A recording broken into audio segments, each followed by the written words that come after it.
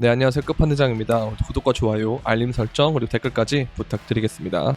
오늘 낮에도 좀 종합적인 시황 영상을 올렸는데 아무래도 이게 좀 변동성이 되게 빨라지고 하다 보니까 좀 자주 시황이 바뀌는 것 같아서 일단 또 추가적인 영상을 좀 올리려고 하는데요. 막 그렇게 달라진 내용이 있다라고 보기에는 좀 무리가 있고, 다만 그냥 좀 보충 영상이라고 보시면 될 것 같아요.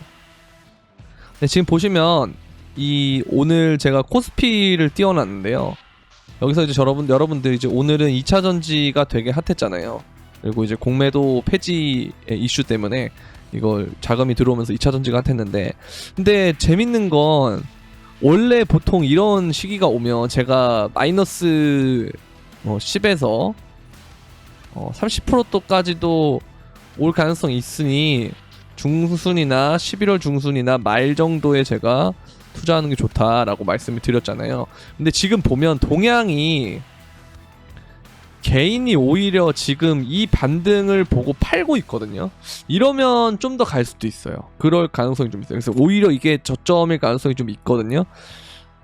그 이유가 뭐냐면 제가 이 외국인을 자꾸 주목하고 있는 이유가 있는데, 저는 이거 지난 영상들에서도 굉장히 중요해서 몇 번씩 언급했던 게 있어요. 뭐냐면 이제 외국인도 사전 등록 없이 한국 주식에 투자할 수 있는 외국인 투자자 등록제를 폐지하는 부분이거든요. 그러니까 이게 되게 오래된 역사예요. 그러니까 92년도에 도입돼서 IMF 때도 폐지를 안 했던 부분이 이 외국인 투자자 등록제인데, 이게 지금 폐지를 해서 언제부터 시행을 하냐 했더니 보면 12월 14일부터 시행한다라고 돼 있거든요. 그러니까 이게 결국은 뭐냐면 외국인들이 한국의 주식을 굉장히 투자하기 쉽게끔 만든다라는 그런 법률이에요. 이 외국인 투자자 등록제를 폐지하는 것이. 그렇다면 이게 사실 여러분들이 MSCI 지수에 편입이 되는 거랑 똑같은 건데, 뭐 비슷한 개념이에요.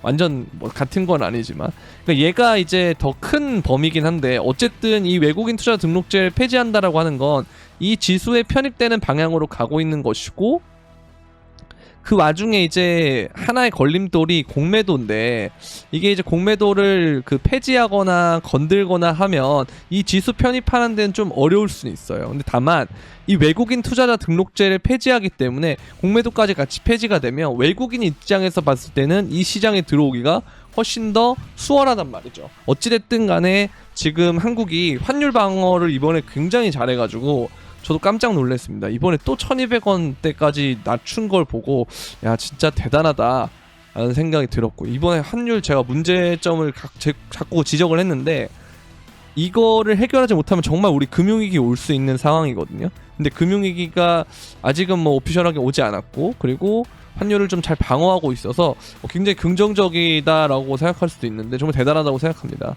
어쨌든 이 외국인들이 이렇게 들어오게 되면 시장 자체가 굉장히 커질 가능성이 높은 거죠.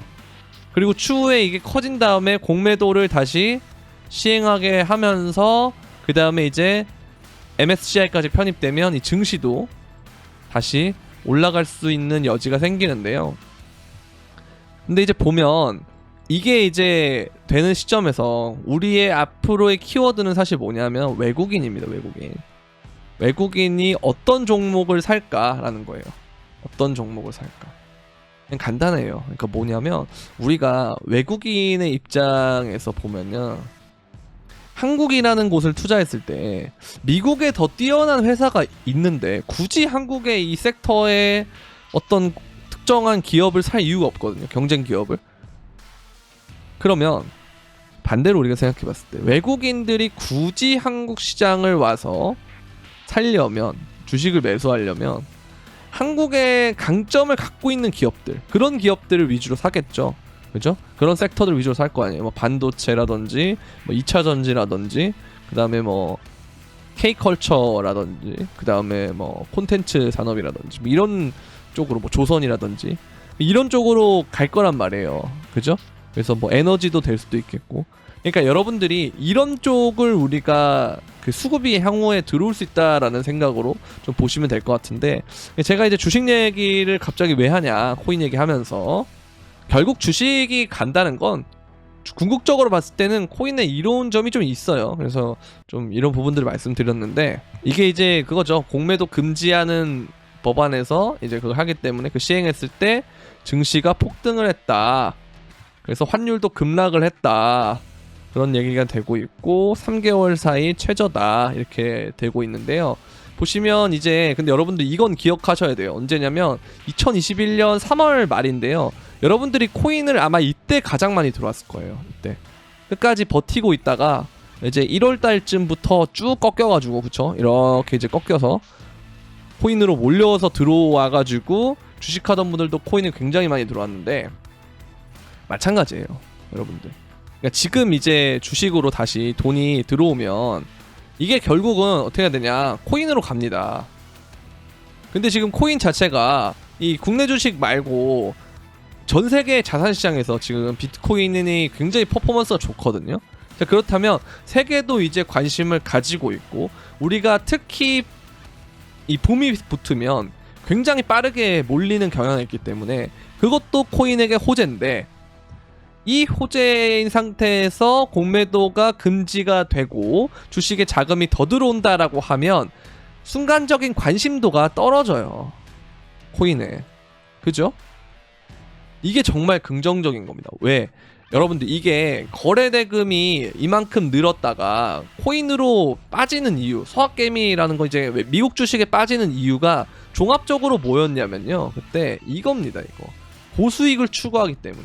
그러니까 이걸 반대로 얘기하면 수익률 자체는 주식보다는 코인이 더 낮다라는 거죠.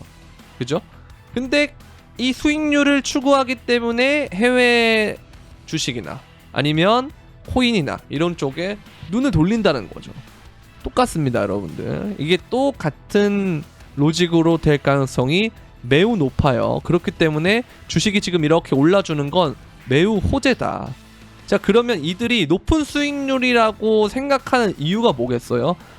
내가 주식하는 동안 코인 하는 사람이 그 기간 동안에 수익을 훨씬 더 많이 벌었기 때문에 수익률이 더 높다라고 생각하고 내 주식에 있는 돈을 코인으로 옮기는 거잖아요. 그럼 반대로 생각하면 뭐겠어요? 이 기간에 주식하는 것보다 코인 하는 게 훨씬 더 수익률이 높았다 얘기 아닙니까? 마찬가지라고요, 그게. 아시겠죠? 그러니까 주식 자체로 가는 게 저는 굉장히 좋은 거라고 생각합니다. 예, 이런 폐지하는 게 코인 입장에서는. 그렇기 때문에 여러분들은 뭐 주식도 조금 하는 건 좋지만 코인을 좀 더 많은 비중으로 하는 게 맞는 것 같다라는 생각이 들고요. 그리고 이제 뭐 이런 것도 있는 거죠. 그러니까 코인에서 좀 기웃기웃하다가 주식이 오른다고 하니까 다시 연어처럼 돌아갔더니 이 코인이 보다 관심도가 낮아지면 세력들이 움직이기가 더 좋아요. 제가 말씀드렸잖아요. 전 세계 자산시장에서는 코인이 이제 주목받고 있는 시점인데 오히려 한국에서는 공매도 금지 때문에 주식으로 다시 갔다 이러면 정말 좋습니다. 아시겠죠? 수익률이 중요한 거예요, 여러분들. 얼마 투자했을 때 어떤 수익률을 내서 얼마를 버냐가 중요한 거지, 뭐 주식을 투자한다 그래서 더 좋은 투자를 하는 것도 아니고 코인을 투자한다 그래서 뭐 더 좋은 투자를 하는 것도 아니에요. 그렇기 때문에 수익률이 높은 건 코인이 될 가능성이 높다, 이런 얘기를 드리고 싶고요. 여러분들 항상 언제 여러분들이 들어오냐면 이때 들어와요. 이때 이 거래대금 올랐을 때가 부처빔이 5월달이었기 때문에 3월달에 갑자기 급락을, 주식 거래대금 급락하고 코인 거래대금이 오르는 거 보면 진짜 몇 달 안 가서 장이 끝난다는 거죠.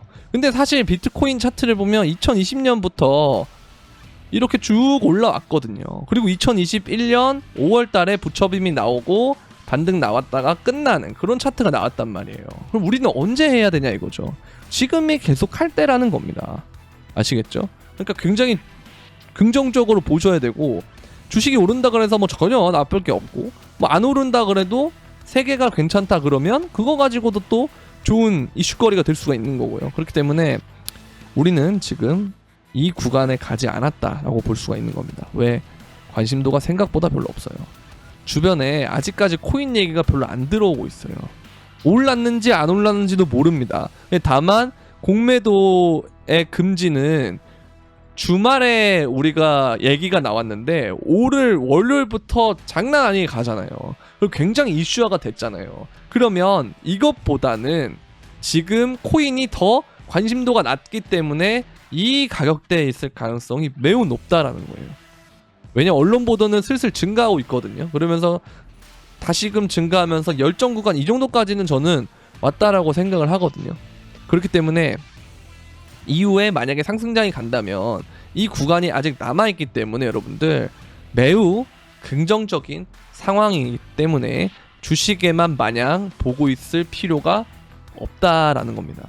아시겠죠? 그래서 정말 중요한 순간이니까 잘 보셨으면 좋겠고, 자 보면 그러니까 장기적으로 보자 이거죠. 장기 투자 필수 지표가 MVRV라는 게 있는데 대표적인 사이클 지표로 활용을 많이 하고요. 비트코인 시가총액과 실현 시가총액의 비율을 나타낸 지표인데 얘가 이제 이 지점을 넘잖아요.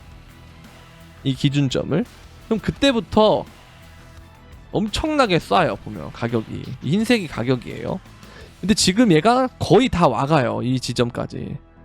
2020년에도 이걸 뚫자마자 아까 말씀드렸던 열정 구간부터 시작해가지고 본격적인 과열이 시작된 구간까지 갔단 말이에요. 근데 지금도 지금 여기까지 왔기 때문에 얼마 안 지나면 곧 다입니다. 곧 뚫게 되면 엄청나게 오를 가능성이 높다. 그렇기 때문에 여러분들 얼마 안 남았습니다. 이거 놓치면 큰일 나요 진짜. 자, 그리고 이분이 되게 좋은 자료를 올려주셨는데요. 이게 예전 자료를 보면 정말 예전에 봤을 때는 지금 이렇게 불가리아는 개수가 그대로지만 우크라이나, 조지아, 뭐 엘살바도르 밖에 별로 없었단 말이에요. 근데 지금 보면 그쵸? 지금 보면 이제 미국이 올라왔다 라는 거 이런 식으로 그쵸? 중국마저 뛰어넘었어요. 이것도 제가 그 얼마 전에 영상에서 다뤘는데 원래라면은 중국이 제일 이제 뭐 채굴도 잘 돼 있었고 뭐 비트코인 하면 중국이라는 이미지가 강했는데 채굴도 이제 미국으로 넘어갔고 그 다음에 국가별 비트코인 보유 수량도 미국이 중국을 넘어섰고 그리고 이제 ETF나 이런 부분들도 미국이 이제 핸들링을 하려고 하고 있고 이제 거래소도 코인베이스가 점점 올라오고 있고 그렇기 때문에 미국으로 점점 어떻게 되고 있다? 잠식당하고 있다라고 보시면 됩니다. 자, 그렇다는 건 뭐냐면 이 시장 자체가 제도권이 되고 올라갈 수 있는 여지는 높아지는데 문제는 이제 그런 거죠. 제도권이 되면 될수록 상승률이 좀 떨어진다는 거. 주식 같은 것처럼 좀 재미없어질 가능성이 있다는 거. 아시겠죠? 그냥 그 전에 우리가 이 장세에 거의 이제 마지막 그 상승장이 될 거예요. 만약에 알트들이랑 이런 게 대거 오르는 마지막 장이 될 가능성이 높은데 그 장을 꼭 놓치지 말고 가보자라는 거죠. 그렇기 때문에 이런 영상을 제가 좀 수시로 좀 올려야겠다라는 생각이 좀 들어서 이렇게 영상을 찍고 있고요. 그 다음에 이제 이거는 글로벌 유동성인데 보면 이게 전부 다 올라가는 추세로 가고 있어요. 슬슬 돈이 그러니까 우리가 긴축한다 그래서 좀 줄어들었는데 2022년에 2023년 들어서 다시금 올라가려고 하는 추세로 바뀌고 있고 그리고 특히 이제 요번에 우리가 좀 주목할 만한 부분은 뭐냐면 스테이블 코인의 유동성이 우리가 이제 계속 낮아지고 있는데 코인 가격은 오르니까 이거 되게 리스크하다라는 말을 많이 했는데 다시금 이제 좀 오르고 있어요. 물론 USDC는 좀 떨어지고 있지만 이런 거 자체가 매우 괜찮다라고 생각을 하고요. 그리고 특히 지금 제가 알트 얘기를 요즘 들어서 하는 이유는 도미너스도 도미너스지만 토탈3 이게 이제 비트코인과 이더리움을 제외한 모든 알트코인의 시총인데요. 얘가 주요 저항대를 지금 뚫어가고 있다라는 거. 뭐 이후에 리테스트를 하고 그렇게 생각할 수도 있지만 뭐 그 기간만 좀 더 기다리면 이게 그 주봉이기 때문에 몇 주만 또 기다리면 다시금 리테스트 끝나고 올라가는 그런 가능성이 높다라는 거. 그러니까 이제 알트는 좀 주목해볼 때가 된 것 같아요. 그리고 난 다음에 알트가 좀 단기 상승이 온 다음에 도미넌스가 다시 이제 반등이 나올 때 그때쯤에 이제 비트코인으로 다시금 장세가 넘어갈 가능성이 있으니까 그 순환을 여러분들이 잘 타고 가주시면은 좀 괜찮지 않을까라는 생각이 듭니다. 자, 그리고 이제 그 비트코인의 그 시총이 아닌 비트코인을 제외한 이 알트코인이죠. 이 아더스니까 얘네들도 이제 아까 비슷한 차트예요. 추세를 어떻게 했다? 돌파했다. 그렇기 때문에 알트가 본격적으로 그 업비트의 상승률 상위 코인들의 알트의 이름이 좀 많을 거다라는 생각이 들고, 이제 그 자발트의 펌핑은 좀 끝나가는 것 같아서 메이저로 항상 넘어가야 된다 말씀드렸잖아요. 그 다음에 이제 리플이랑 이런 애들 오르는 거 보면 뭐 이클 이런 애들, 그럼 9메이저 애들 또 보면 되는 거예요. 아시겠죠? 뭐 스텔라 루멘, 리플, 에이다, 뭐 스트는 좀 올랐고, 그다음에 뭐 이클 뭐 이런 애들까지 잘 보시면 될 것 같아요.